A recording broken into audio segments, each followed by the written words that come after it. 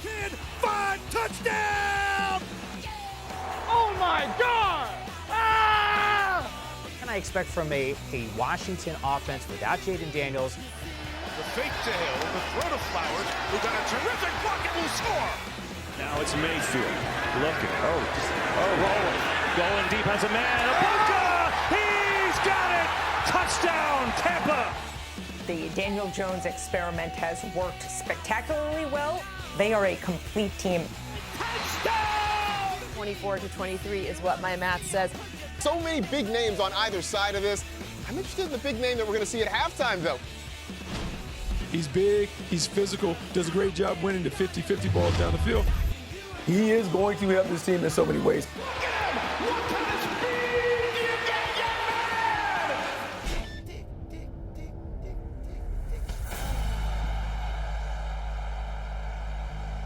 Okay, thought we'd bring some audio-video excitement to the symposium today. Again, I'm Matt Lathrop. Been with the NFL for almost 18 years. Started in production and have worked my way into more of our content strategy, distribution, and now what we call audience development. And I'm Jonathan Vu. I'm the director of product, overseeing our ad products, our ad techs, and also our fast business. So we're very excited to show you NFL channel. We've been in the market for a bit, and hopefully you guys get a little enjoyment here. Okay, so anytime we speak publicly, we're contractually obligated to talk about how big the NFL is and how wonderful we are, but this will make sense as I tell the story a little bit about how we treat our fast business. So obviously we have a large fan base in the United States. Clearly we have global ambitions. I think you guys know we continue to add new international games. Our social and digital consumption continues to grow along with TV ratings. Then we do a lot of research into different demographics, life stages, what football means to different people. And really what we continue to do is try to keep fans engaged year-round. And actually a lot of studies have said people 11 out of 12 months of the year at football is what they're most interested in. So what it means for us at NFL Media, there's a huge ecosystem. Obviously we have partners, broadcast partners, digital partners, syndication partners. The role that we play as the league-owned media asset is we are creating and distributing a lot of different types of media across our owned and operated. We have a direct-to-consumer product. Of course, we have NFL Network. We have a podcast. We have a podcast partnership with iHeart. We have tons of streaming partners, social media, obviously. We do also, our team does global syndication of clips we're creating. We send that to all parts of the globe, but then also all 32 clubs are also distribution endpoints. And this is a slightly older slide. It's more of a snapshot. But just as we think about what we are trying to do with FAST, we kind of always think about this with any new business. Our team spends a lot of time working on new partnerships. And so we always have 3 keys to when we go into to any new opportunity. Is number one, we have a pretty good understanding of our audience. I mentioned a lot of the research that we do. We have behavioral data from things that we've distributed before across multiple platforms. Some platforms are better than others in terms of the type of data we get. And then we have a pretty developed content identity based off of what we are. We're a league. Our games are the most crucial part of what drives our business. And I give credit to our football operations department. We are constantly evolving, looking at our rules. Is the game competitive? Do we have competitive equality across our teams? I think that's where I think we shine more than most sports leagues because we have that equality. Now, there's only so many great quarterbacks, so that affects things a little bit. That's the only downside of football is it's a wonderful team sport with an outsized dependence on the performance of one position. But other than that, we're very competitive. And so if you think about our content identity and then our platform distribution, we're serving a lot of mouths. Like we have a lot of contractual obligations. Not unlike other media companies, we have to do more with less. But I think for us, the number one is for NFL Media, we're home of the official. So we have tons of research and studies on this. Like fans look to us for true and verified information reporting data. We have best-in-class rights to our IP. We have partners increasingly across the globe that are licensing footage from us, but we by far have the deepest set of rights, including classic games and things like that. And then we have sort of top-tier access to clubs, events, players to a degree. So we take those three pillars, and then we look at what platform are we trying to distribute on? What are the strengths of that platform? What are the weaknesses? What do we know about the audiences? And in FAST in particular, we started in 2019 with one partner. We essentially had 400 hours of library programming, some classic games, some NFL film shows. And that's what we ran on. And it grew and was successful. But you fast forward to today and where we're at, and we'll go through some of the programming, it's night and day. It's also, again, being part of a multitude of launches with content partners. FAST is probably the most complicated and requires technical expertise, which we have people like Vu here to help us with and other parts of our organization. But really what we think about when we talk about our FAST channel is it's a linear feed. So it's one-to-many, just like TV. It's different, unique. Our team also operates our YouTube channels where we can create a lot of different types of content and it will find the right audience. This is one-to-many, right? There is very limited personalization, so we have to think about that. We also look at the data. The latest things I've read is about 60% of FAST users are over the age of 50. So they are more diverse, I think, than a lot of cable subscribers. But we have to think about that too. We're not talking to 13-year-olds probably for the most part, where we might be on YouTube. And so the other way we think about it is this is the front porch of everything NFL media has to offer. We want to give you a sampling of a lot of the great content we are creating. We also have to protect some of our IP, some of our value when we think about our direct-to-consumer app, when we think about our partners, and we think about other obligations and exclusivity which we have with our other partners as well. So just an overview, 2025, we're up to over 600 hours of original content, 12 hours of live programming on game day. And no, we're not streaming live games there yet, although I think with the Super Bowl and Tubi, that opened a lot of people's eyes just about the reach and the opportunity with the fast space. And then a lot of weekday programming where we've started to really invest and make sure that, again, we're the home of the official, but we also have competitors, even in the fast space. And so we need to make sure we're differentiated and unique in what we do for the platform. So this is just a snapshot, again, of some of the shows that we've invested in, starting on Sunday with Game Day Preview. We have our live Game Center show, which we'll get to in a second. We have full game recaps for every game. Monday, again, we're in the mornings, we're really recapping what happened on Sunday. Then we get into Monday Night Football with our preview show, and then again, Game Center.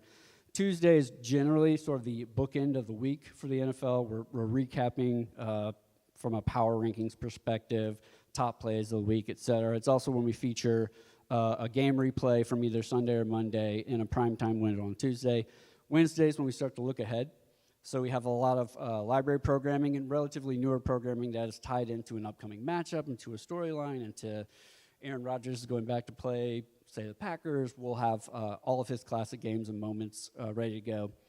And then as we get into Thursday, it's game day again. Friday, we're getting you ready for the weekend, whether you're a fantasy player or want to know all the storylines with NFL Daily.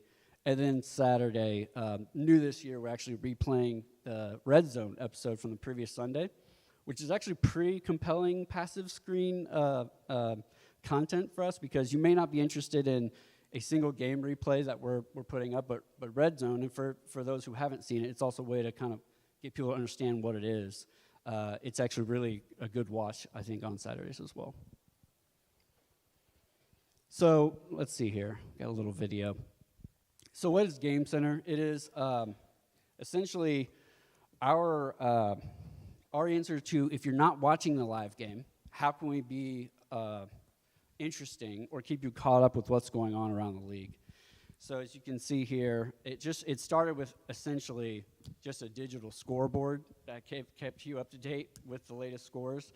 But now we've really increased in terms of the depth of stats, our next-gen stats. We're doing social media reaction. We have interactive trivia. It's truly a live production. And we start again with a live pregame show, and then we go all the way through Sunday Night Football.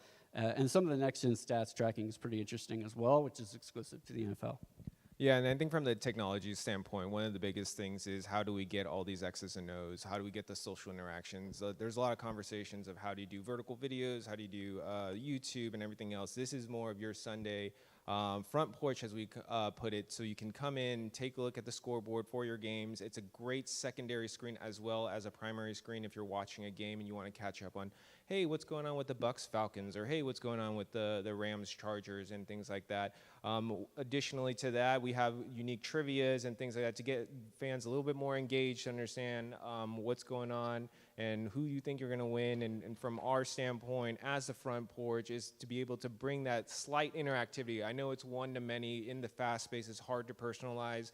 But in this avenue, you're able to start to interact a little bit, try to make it a little bit more engaging. There's some folks that just like to watch the game, some folks like that jump around, and then there's just other folks that just want to know, tell me the score. What is the actual score? Where can I watch the game? Where do I need? So Game Center drives you into the NFL ecosystem on game days if you don't know where you're trying to go or how you're trying to look at. And we definitely do various partnerships and a lot of different entertaining content that flows through as well. Yep. And so part of, and this was sort of a passion project of ours for probably 2 years before we finally launched it, we believe that in a linear one-to-many experience, there's going to be things playing that you may not be interested in, like if they're going to play a game that I don't really care about. Again, we sort of believe that this is mostly passive viewing, but how do you keep somebody interested no matter what we have playing at that given moment? And so we really worked on and finally found a cloud-based solution that allowed us to create a 24/7, we call it the L-Bar. You've probably seen these in things before. I watched it on, I think it was the Bloomberg channel, just like constantly updating stock information. I was like, we should have that for the NFL because we have all these different types of stats and data and team rankings and player rankings, but also for upcoming programming or in trivia. I think it's a way for us and our team to help make the channel as engaging as possible. Again, no matter what time of day it is. A lot of these are integrated. A lot of these panels are integrated into our systems based on an API. But then also our team is creating some of these panels manually. We have research teams coming up with various trivia or what we learned. And then, of course, this also offers real estate from a monetization standpoint. So we do now have sponsorships, sort of takeovers. We call them the L-Wraps.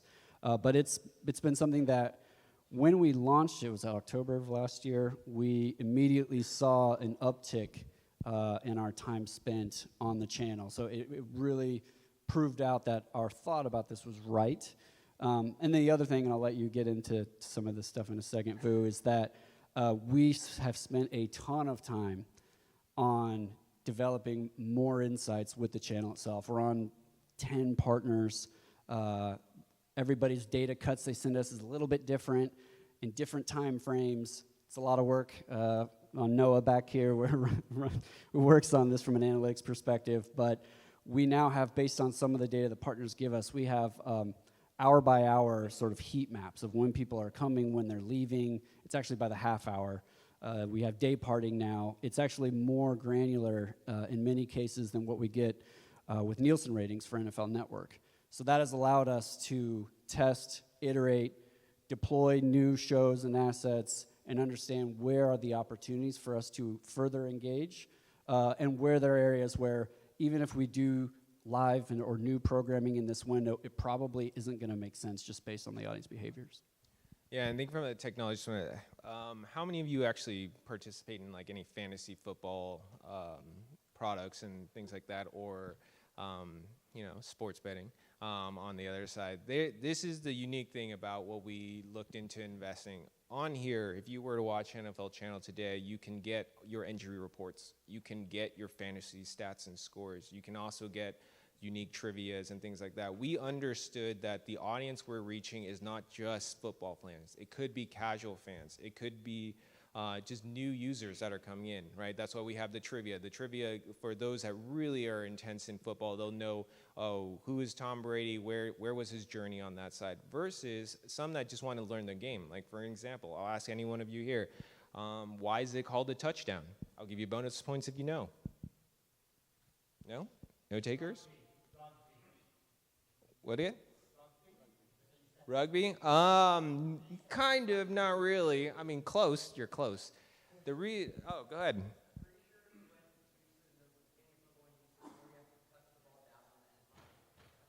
Correct. How many of us actually knew that the version of touchdown was you physically had to touch the ball down into the end zone? Now, if they actually did that, a couple of these plays in this past week wouldn't have been fumbles, and I would have been a little bit happy, but it's okay. But that's like the essence of what we're looking at, right? If we want to grow this game, even domestically or however we look in any plans in the future, is just how do we teach the game itself? I think we were born with this game here, but we don't actually know certain aspects. So really giving those little tidbits from the trivia aspect, and additionally from the sponsorship that allows you to engage with the user on that end. And also, I'm just going to go back to what Matt said, the front porch. This allows you to get into the NFL ecosystem to really guide you to where you're going, because it's really hard to find certain information that you're looking for. Now, the benefit of you guys seeing the programming grid is today is Wednesdays. Our game day previews are coming out today, and we have Game Center tomorrow, and I hope you join in and take a look. Rugby is also an acceptable answer. So that was sort of a look at in-season. We do spend a lot of time, again, I mentioned the NFL's popularity year-round. We're always trying to make new tentpole events, right, like with the draft, schedule release, et cetera. We spend a lot of time on how we smartly package our assets into thematically relevant programming. So, of course, we have our NFL events. We have Super Bowl, we have Combine, we have NFL Draft, and we do live shows around those events. We see tremendous engagement, certainly around the NFL Draft. But then there are calendar moments on the year. What we have listed is mostly in season. But the ability for us with some of our cloud-based technology to put watermarks or overlays to give context to what programming you're seeing has really helped. And then the L-bar, certainly, after launching that, we're able to do things in the off-season around, if it's March Madness, we can do top buzzer beaters. If it's around the Masters, we can do masterful performances. We'll create custom imagery that, again, we share with our partners. A lot of, I think somebody mentioned this, we have on some platforms 1,200 plus channels. Sports, I think, is second only to entertainment in the volume of channels. So finding a channel is becoming increasingly difficult. So you have to work with your partners and provide them value. So what is the programming? Is this going to be good for their audience? And then also assets to help them promote, so that if there are featured areas on their platform, that's where this kind of imagery could come in. There's other things we can do off platform as well. But again, we really focus a lot on season, but then there will be certain months, like June's always going to be a little bit tough for us. But throughout the rest of the year, there's something every calendar day of the year. There's something, whether it's a player's birthday or a milestone, that we're able to program against. And again, as Jonathan mentioned, our ambitions are to continue to be the top sports league in the United States. A lot of areas where that U.S. growth comes from is in underserved audiences and youth. And so where we think we're going in the future is, again, we're only distributing this in the U.S., but looking to go more global, and also looking at Spanish language fast channel. There's a lot of things that we are thinking about and looking at. But again, with the technical complexity that the fast business sort of has for us, we move relatively slowly and strategically. Again, we have a lot of irons in the fire and a lot of other platforms to feed. But this growth that we've seen since 2019 is probably bigger than anything that we've seen before. And again, our team operates our YouTube channel, our Sunday Ticket partnership, and that growth has been massive as well. And that's sort of, there's an overlap now about where the YouTube audience is and where fast audiences is. They're both gravitating towards connected TV. So that actually offers us even more ability for creating utility content that can go in both places. But I think with that, Mr. Vu, unless you had anything else you wanted to add. We can go. to No, I Q&A. think the only thing is, if we went back to the earlier discussions, one of the hardest things with folks in this group is to understand where the audience is and how the landscape of the media is changing. Ultimately, it is the audience. Ultimately, it is us, right? Each one of us are an audience member. We understand the economic position that everybody might be different in. You see the rise in YouTube, you see the rise in FAST because of the monetization gateway. It's a lower economic barrier to come through, right? And from there, you start to navigate what is best for, whether it's linear or digital. And in my thought process here, it's kind of all one media at this point. We're really just trying to understand how we can navigate in the best for our fans and everything else. I know we have about 6 minutes. I'm happy to take questions. Matt's happy to take questions. Matt really likes to take questions. Do you guys want to do that? Yeah. So I have two. You guys recently did a deal and sold the NFL channel and the fantasy and also Red Zone to ESPN for about $2 billion worth of their equity. So this feels small compared to what you guys just strategically got rid of. So help us figure out what the NFL is doing strategically when they're selling such huge value to a third party. And then second, FAST has a problem with data, and sort of data is the new black. You really need data in the next 10 years. So how do you, what are your data assets on these FAST channels for the NFL? Okay, well, I'll start with the first piece. The NFL Network ESPN acquisition, that was approved today by the owners, but there's a long way to go in terms of regulatory approval. Could take up to 2 years. But as a league and our ownership, we're always looking to maximize our value. And then there are cases where, is it better for us to operate a business, or is it better for us to license that business? And so the same way that ESPN has ownership of the SEC network, we're essentially giving over operational expense for their right to operate that business, and then we have an equity stake. So the reason that valuation is so high is because of the games. They have exclusive games, and so that is where they were interested in taking on that business.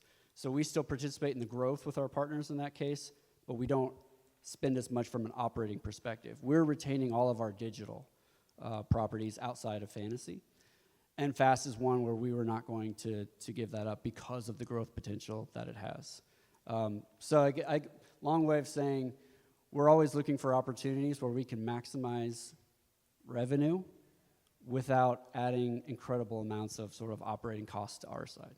But there are things that are growth areas like NFL Plus, our direct consumer product, like FAST, like our YouTube business, like all of our social businesses as well, that we're going to keep that ownership. And you want to hit on the data piece? Oh, I'm happy to answer the data piece. I think the biggest thing about the data piece is, you're right. It's really hard in the FAST world. I think as you work with different platform providers, they all like to enclose everything. I know Gracenote kind of had a position in linear. They're trying to come in. A lot of it is just working with our partners to really understand what that ecosystem looks like and how we can, to an extent, normalize it across the board. And I think conferences like this, or having the collective working groups to really understand from media heads, we knew the challenges with Gracenote. Everybody here is okay, we're leveraging them because they are the essential person for linear. And now as we go into the digital, everybody likes to say the wild, wild west. It's more of how can we as a community collaborate to understand where we want to push forward with our information and how we want to push forward with the performance and things like that, right? Hopefully that answers your question.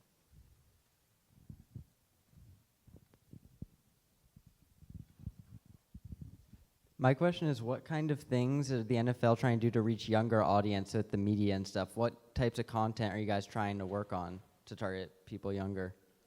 Yeah, it's a good question. So similar to the question about ESPN, it's do we do this on our own, or do we work with partners? So I think you guys have seen the Nickelodeon alternate broadcast we've done. We do similar things with Disney. I think we did Toy Story last time. Yep. So there's those kind of larger, unique activations around games. Also with Nickelodeon, we have a weekly show called Slime Time. So we do things with our partners, but then creators are a big topic. There are certain creators that we work with that have audiences that we are looking to capture. And so I think that's those are the main ways, as opposed to spinning up our own kids channel, which we've kicked around for a long time. We think for us, it's best to work with people that are experts in that space and provide them access to players or IP that will help convert their youth audiences into football fans. And it's not easy, it's not simple. I have 2 daughters. They don't care about football. And I think part of that is because that means that dad's working on Sundays. But I think a lot of it has to be about finding why people love football. And at the top of every list, how did you become a fan? Is because it brings you closer together with your family. Like every football night of the week is when I'm texting my cousins, right? And so we want to make sure we figure out ways that we can share with kids who may not be interested at all about why football is interesting. And I think, again, the communal experience around live sports is why it is still so valuable. And the fact that it's totally unscripted, that you don't know what's going to happen, and that's totally different than anything else that I do from an entertainment perspective. Despite what the conspiracy theories say. Yes. All right, 30 seconds left. Okay, well, thank you guys. Appreciate you joining today, and we'll see you guys around after. I think we're doing a luncheon.